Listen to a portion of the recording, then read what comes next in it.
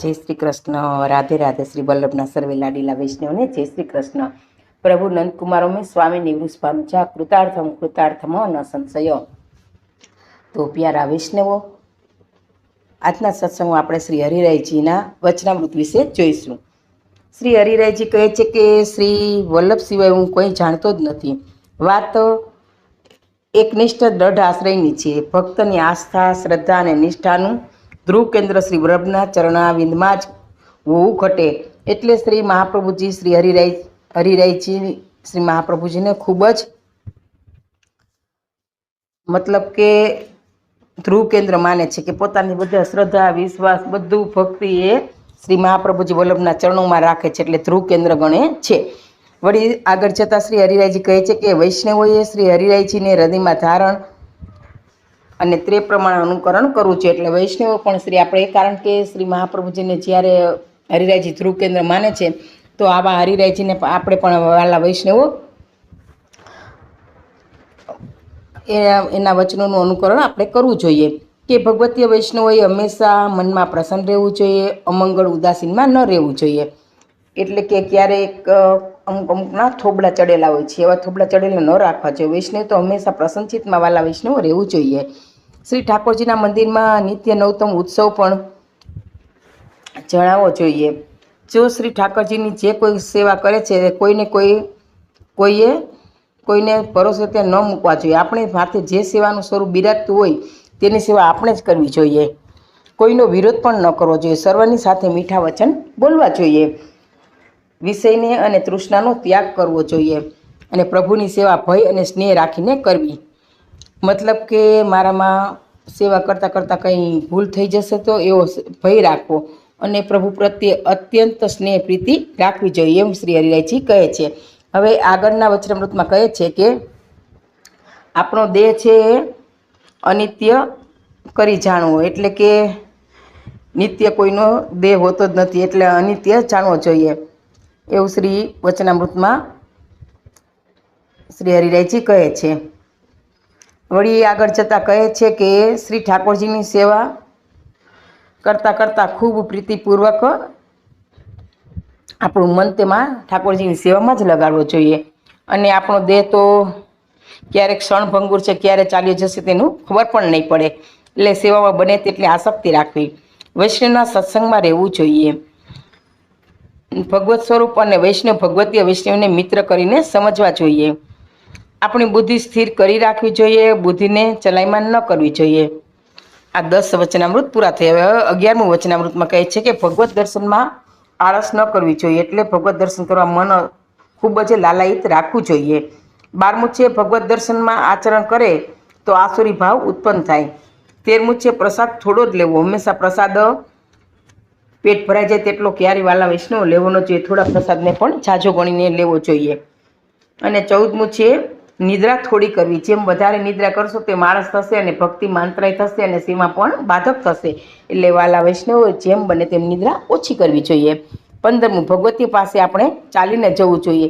કે મારે ઘરે આવે તેવો આગ્રહ, દુરાગ્રહ કે અઠાગ્રહ ક્યારેય વાલા વૈષ્ણવ આપણે ન રાખવો જોઈએ.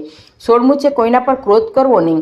ક્રોધ વડે હૃદયમાં શ્રી ભગવત આવેશ જે આવ્યો હોય છે તે જતો રહેશે. એટલે જે આપણામાં ભગવાન પ્રત્યે પ્રીતિ કે કરુણા હોય છે, વાત્સલ્ય ભાવ હોય છે, બીજા પર ક્રોધ કરવાથી આપણી ક્રોધની પ્રકૃતિ ઊંચી લલાટ પર જતી રહે છે અને આપણામાં વાત્સલ્ય ભાવ છે, ભગવત સેવા વેશ છે, જતો રહે છે. એટલે વાલા વૈષ્ણવ ક્રોધનો તો હંમેશા ત્યાગ જ કરવો જોઈએ. અને 17મા વચનામૃતમાં કહે છે કે જ્યાં સ્વધર્મ વિરુદ્ધ ચર્ચા ચાલતી હોય ત્યાં મૌન સેવવું જોઈએ. કારણ કે કોઈ એકબીજા, આપણે ધારો કે વૈષ્ણવ ધર્મ છે અને બીજા સામે અન્ય માર્ગી હોય, તો આપણા વૈષ્ણવ ધર્મની નિંદા થતી હોય અથવા તો કોઈ વૈષ્ણવ ધર્મનું બુરું બોલતું હોય તો આપણાથી બનતા સુધી તો આપણે સેજ કેવું જોઈએ. અને ન માને તો આપણે નિંદા સહન ન થાય તો આપણે દૂર ચાલે જવું જોઈએ. પરંતુ તેની સાથે ખોટો કુસમ કજિયોગ વાલા વૈષ્ણવ કરવાનો જોઈએ. એટલે આપણે આપણા ધર્મ વિરુદ્ધ ચર્ચા થાય આપણે ત્યાંથી હટી જ જવું. એ જ વૈષ્ણવ, વાલા વૈષ્ણવ આપણા માટે શ્રેષ્ઠ છે. હવે 18મું છે કે અવૈષ્ણવનો સંગ પણ ન કરવો જોઈએ. કારણ કે અવૈષ્ણવ પાસે આપણા પુષ્ટિ ધર્મની વાતો હોતી નથી અને પુષ્ટિ ધર્મનું જ્ઞાન હોતું નથી. એટલે આપણા વૈષ્ણવના સંગમાં જ હંમેશા રહેવું જોઈએ. 19મું છે સેવામાં અવૈષ્ણવને લાવવા નહીં અને ભગવતીની સેવા કરવી. એટલે જે વૈષ્ણવ હોય બ્રહ્મચારી કંઠીધારી એ વૈષ્ણવની જ આપણે સેવામાં તત્પર કરવા જોઈએ. અને 20મું છે ધૈર્ય ધારણ કરવું જોઈએ કે જેમ બને તેમ ધીરજ હોય તો આપણે ઠાકોરજીની સેવામાં તત્પર રહીએ, એવું શ્રી હરિરાયજી આપણા વચનામૃતમાં કરે છે. તો આ બધા વચનામૃતના જેટલા સિદ્ધાંતો છે વાલા વૈષ્ણવો આપણે કંઠસ્થ કરવા જોઈએ. મતલબ કે આ બધા વચનો છે એને આપણે આજ્ઞા માનવી જોઈએ, એને અનુસરવા જોઈએ અને શ્રી હરિરાયજી પ્રત્યે ખૂબ જ આદર પ્રેમ ભાવ રાખી અને વાલા વૈષ્ણવ તેના વચનામૃતને આપણે જીવનમાં ઉતારવા જોઈએ. હવે આ પ્રસંગ અહીંયા પૂરો થાય છે.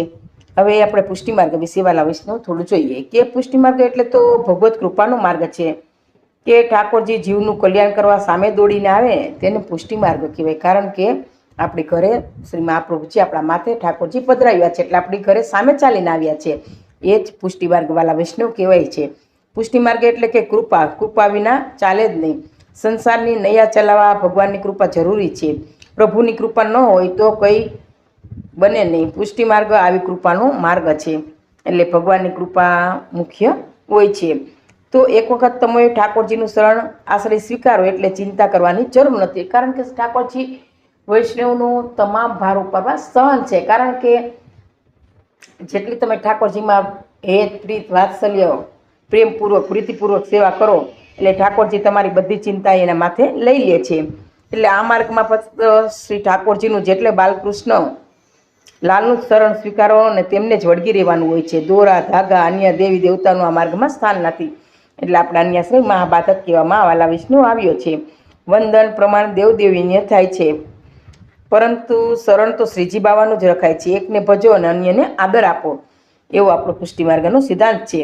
કે અનુગ્રહ એવમ નિયામક, એટલે કે ભગવાન સિદ્ધાંત મુક્તાવલી ગ્રંથમાં પણ જણાવે છે કે ઠાકોરજી પોતાના પ્રમેય બળથી જ જીવનો ઉદ્ધાર કરે છે. પુષ્ટિ માર્ગમાં કલ્યાણનો માર્ગ છે, જનહિતનો માર્ગ છે, સેવાનો માર્ગ છે, પ્રેમ લક્ષણા ભક્તિનો માર્ગ, દીનતા અને વૈષ્ણવતાનો માર્ગ છે. દિન દુઃખી પ્રત્યે કરુણા રાખો, ગાયોની સેવા કરો અને દાન કરો. આપણા પુષ્ટિ માર્ગના બધા આદર સત્કારને આપણે ધ્યાનમાં રાખવા જોઈએ. પુષ્ટિ માર્ગે વૈષ્ણવ કદાપી ફળની આશા ન રાખે. ઠાકોરજીની સેવા દ્વારા પ્રભુની અનુગ્રહ થાય ત્યારે જ કૃપા અવશ્ય થાય છે. અહીં ઠાકોરજીને ચિત્ત મન અને ઇન્દ્રિયો આપવાની છે, કંઈ માંગવાનું તો છે જ નહીં. એટલે કે આપણે આપણા ચિત્ત મન ઇન્દ્રિય ઠાકોરજીને અર્પવાના છે. ઠાકોરજી એ જ પૂર્ણાનંદ છે. અહીં સેવા કરવાથી જીવનમાં આનંદના ફુવારા પ્રગટે છે. મહાપ્રભુજી શાસ્ત્રાર્થ નિબંધમાં પણ આશા કરે છે. એટલે ઠાકોરજીને કહેવાય છે કે પ્રાકૃતા સકલા દેવા ગણિતાનંદ પૂર્ણાનંદો રીતસ્વાત. એટલે આપણા ઠાકોરજી પૂર્ણાનંદ છે. વાલા વૈષ્ણવ આપણે કૃષ્ણાશ્રયમાં પણ આપણે બોલીએ છીએ. પ્રભુ મહાત્મ્યના જ્ઞાન સહિત અને સુદોટ અને શાન સૌથી વધુ સ્નેહ જ્યારે પ્રભુમાં થાય ને ત્યારે ભક્તિ થઈ કહેવાય. વાલા વૈષ્ણવ ઘરમાં રહીને જ પ્રભુની પ્રાપ્તિ થાય છે. પ્રભુને ભજવા માટે ક્યાંય ઘર છોડવાની જરૂર નથી. કારણ કે ખુદ મહાપ્રભુજી પણ ઘરમાં રહીને જ ભક્તિ કરતા હતા. જીવન ઠાકોરજીની પ્રસન્નતા માટે કરો પ્રભુ, અને દૈનિક જીવનની શરૂઆત પણ ઠાકોરજીની પ્રસન્નતામાં જ રહેલી છે. જરૂર હાથ પકડી લેવો,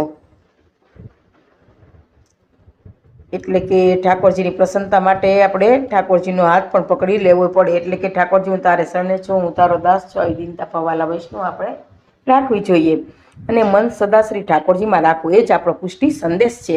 આ કરવાની જીવનની અમતા મમતા છૂટી જશે. પુષ્ટિ માર્ગ એટલે ભારતીય સંસ્કૃતિની અસ્મિતાના સ્નેહ ધારા વહેવડાવનો માર્ગ. પુષ્ટિ માર્ગના મહાન આચાર્ય શ્રી ગુસાઈજીએ રાષ્ટ્રને હવેલી સંગીત અષ્ટસખાના 20,000 પદો દ્વારા આપવી છે. એટલે હવેલી સંગીત આપણે ગુસાઈજીનું જાણીએ જ છે. વાલા વિષ્ણુ અષ્ટસખા આજે વ્રજભાષાનું ઘરેણું બન્યા છે.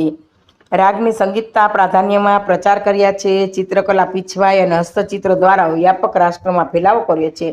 કીર્તન, અન્નકૂટ અને કુંવારા રાજભોગ જેવી અનેક સામગ્રી દ્વારા નવીન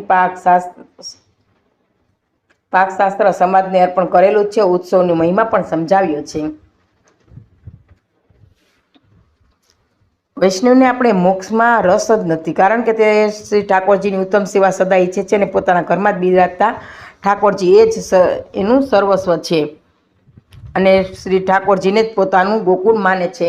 એથી તો કહે છે કે મને વ્રજમાં ગમે રે હું વૈકુંઠ નહીં આવું રે, મને વ્રજ વાલું છે. એ પણ ગીત આપણે જાણીતું છે.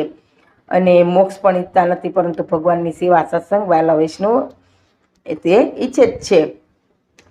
હવે ઠાકોરજી એ જ પોતાનું ગોકુળ છે અને એ જ પોતાનું વ્રત છે, એટલે આપણા ઘરમાં જ આને વ્રત છે વાલા. પુષ્ટિમાર્ગ સમસ્ત સમાજની રક્ષા કરી છે. પુષ્ટિમાર્ગે શૂદ્રો પણ વૈષ્ણવ બન્યા છે. અહીં કોઈ જ્ઞાતિભેદ નથી. શ્રી મહાપ્રભુજી વલ્ભાચાર્ય અનેક લોકોને બ્રહ્મસંબંધ આપી દીક્ષા આપી છે. 84 વૈષ્ણવો તમામ જ્ઞાતિમાંથી આવેલા છે, એટલે મુસ્લિમ લોકો પણ આપણા બ્રહ્મસંબંધ સ્વીકારી લીધા છે. આપણે બધા મહાપ્રભુજીના વૈષ્ણવની વાર્તામાં આપણે જોઈએ જ છીએ. સાચો સમાજવાદ શ્રી મહાપ્રભુજીએ વર્ષો પહેલા સમાજ સ્થાપિત કર્યો છે. તે કળિયુગના સાચા સમાજ સુધારક બન્યા છે. આ પુષ્ટિમાર્ગને શ્રી મહાપ્રભુજી, શ્રી ગુસાઈજી, શ્રી ગોકુલનાથજી અને શ્રી હરિરાયજી જેવા આચાર્યોએ શણગારી અને ભારતને સાચો વૈષ્ણવ ધર્મ કયો છે તેની જાણકારી આપી છે. ભગવાનને જે ગમે તે રીતે ઠાકોરજીને પ્રસન્ન થાય એવું વર્તવું, અનુકૂલસ્ય સંકલ્પ, પ્રભુનો અનુકૂળ થઈને રહેવું. પુષ્ટિમાર્ગમાં શ્રી મહાપ્રભુજીના વંશમાં વિરાજતા ગોસ્વામી વંશજો જ ગુરુ સ્થાને છે. અન્ય કોઈને ગુરુ ન બનાવવા જોઈએ, કારણ કે આપણા પુષ્ટિમાર્ગમાં શ્રી વલ્લભકુળ જ ગુરુ છે. બ્રહ્મસંબંધની દીક્ષા તેઓની પાસેથી જ લેવાય છે. જે સ્વરૂપ પુષ્ટિ કરાવી આપે તે જ વૈષ્ણવના ઠાકોરજી બને છે. અન્ય દેવી દેવને ઘરના મંદિરમાં પણ ન પધરાવે. આ આપણે અન્યાશ્રય થયો કહેવાય. પુષ્ટિ વૈષ્ણવે કંઠી તિલક કરવા જોઈએ. કંઠી અનિવાર્ય છે. કંઠી સાક્ષાત શ્રી ઠાકોરજીનું સ્વરૂપ છે. તેના દર્શનથી લાભ થાય. પુષ્ટિ માર્ગમાં ચિત્તમાં હંમેશા ભગવત પ્રેમ સંપાદન કરવો જોઈએ. પછી પ્રેમ આવૃત ચિત્ત સર્વત્ર વિરાજમાં ભગવાનને જાતે જ શોધી લેશે. બ્રહ્મનો જીવ સાથે સંબંધ એ બ્રહ્મ સંબંધ છે. પ્રભુ જીવને એકવાર શરણે લે ને પછી તેનો કદાપી ત્યાગ કરતા નથી. તે વૈષ્ણવ જીવને અંત સુધી પડખે જ રહે છે. એટલે ક્યારેક પણ પ્રભુ એકવાર આપણે બ્રહ્મ સંબંધ લઈએ અને પ્રભુ આપણો હાથ પકડી લે છે, કે કરગ્રહી કે છાંડ નહીં જિંદગી એસી તે આપણે વલ્લભ સાખીમાં પણ જોઈએ છીએ કે શ્રી વલ્લભ પછી આ ઠાકોરજી આપણે માથે પધરાય છે, તો ઠાકોરજી આપણે છોડતા જ નથી. એવી એની ટેવ છે. એટલે કે એકવાર શરણે લે પછી કદાપી ત્યાગ કરતા નથી. તે વૈષ્ણવજીવને અંત સુધી પડખે જ રાખે છે. હવે જીવના 5 દોષોની નિવૃત્તિ થાય છે. પુષ્ટિ માર્ગ છે વૈષ્ણવને સદાય નૈતિક ફરજનું પણ ભાન કરાવતો જ રહે છે. ધર્મ એટલે જ્ઞાન, કર્મ અને શ્રી ઠાકોરજીની સેવાનો સરવાળો હોય છે. વાલા વૈષ્ણવ, આજ આપણા પુષ્ટિ માર્ગની વ્યાખ્યા છે. આજ પુષ્ટિ માર્ગ છે વૈષ્ણવનો દિવ્ય સંદેશ એ પુષ્ટિ માર્ગ આપે છે. તો વાલા વૈષ્ણવો, આ પુષ્ટિ માર્ગ વિશેનો પણ આપણો વાર્તાલાપ પુષ્ટિ પ્રસંગ અહીંયા પૂરો થાય છે. આ વિડીયો શ્રી ઠાકોરજીના ચરણોમાં અર્પણ કરું છું. શ્રી વાલા વૈષ્ણવને જય શ્રી કૃષ્ણ. અને આ પ્રસંગ કહેવામાં મારી કે ભૂલ રહી ગઈ હોય તો પુષ્ટિ દસની દાસીને ક્ષમા આપશો. જય શ્રી કૃષ્ણ. જય શ્રી કૃષ્ણ.